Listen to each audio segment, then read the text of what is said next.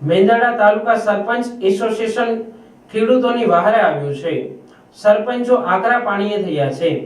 અતિ ભારે વરસાદને લીધે થયેલ નુકસાનીનો યોગ્ય રીતે સર્વે કરાવી તાત્કાલિક સંપૂર્ણ વળતર ચૂકવવા માંગ કરી છે। સૌરાષ્ટ્રમાં પડેલા કમોસમી વરસાદના કારણે મેંદરડા તાલુકા સહિત સમગ્ર પંથકમાં માવઠાના કહેરથી ખેડૂતોના ખેતરમાં મગફળી, અડદ, સોયાબીન વગેરે જેવા પાકો નાશ પામેલ હોય ખરીફ પાકની નુકસાનીનું તટસ્થ રીતે સર્વે કરવા મેંદરડા તાલુકા સરપંચ એસોસિએશન દ્વારા માંગ કરવામાં આવી છે।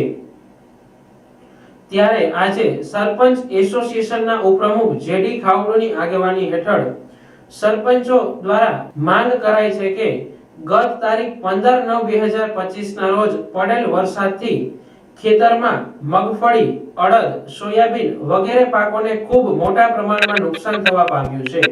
તો દરેક વિસ્તારમાં અગાઉ અને હાલ તારીખ 25/10/2025 ના થયેલ નુકસાનીનું યોગ્ય અને પારદર્શક સર્વે કરાવવામાં આવે અને થયેલ નુકસાનીનું યોગ્ય અને તાત્કાલિક સંપૂર્ણ વળતર સરકારશ્રી દ્વારા ચૂકવવામાં આવે તેવી માંગ સાથે આવેદનપત્ર આપી ઉગ્ર રજૂઆત કરવામાં આવી છે।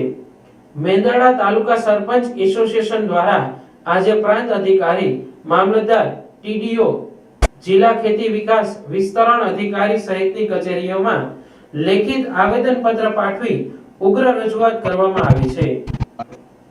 હું જેડી ખાવડુ સરપંચ શ્રી મેંદરડા, સરપંચ યુનિયન ઉપપ્રમુખ શ્રી મેંદરડા તાલુકાની અંદર જે આજે સતત ભારે વરસાદને કારણે ખેડૂતો પાયમાલ થઈ ગયા છે। ખેડૂતોની એવડી નુકસાની થઈ છે। સરકાર ગમે એટલી સહાય કરે તો પણ ખૂટે એવી બાબત છે।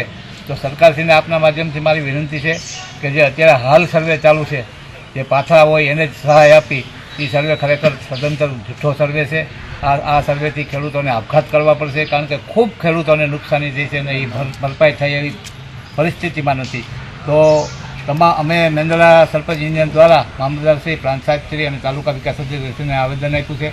જો અમારી માંગ છે એ તાત્કાલિક અસરથી સરપંચશ્રીને વિનંતી કહેવામાં આવે છે કે સ્વીકારવામાં આવે અને તમામ ખેડૂતોને સહાય મળે તેવી વિચારણા કરી અને સરકારે પુનર્વિચાર કરીને તમામ ખેડૂતોને તેના પાક ધિરાણની સહાય મળી જાય અને બને તો ખરેખર એના જે દેવા છે એ પણ સરકાર માફ કરી દે તો કંઈ ખોટું નથી। આવી અમારી માંગ છે અને આ માંગ સ્વીકારવામાં નહીં આવે તો તાલુકાભરના સરપંચો તમામ ખેડૂતોને લઈ અને રોડ ઉપર આવી અને સરકારશ્રીને ઉગ્ર રજૂઆત કરવા અને અમે નેમીએ છીએ।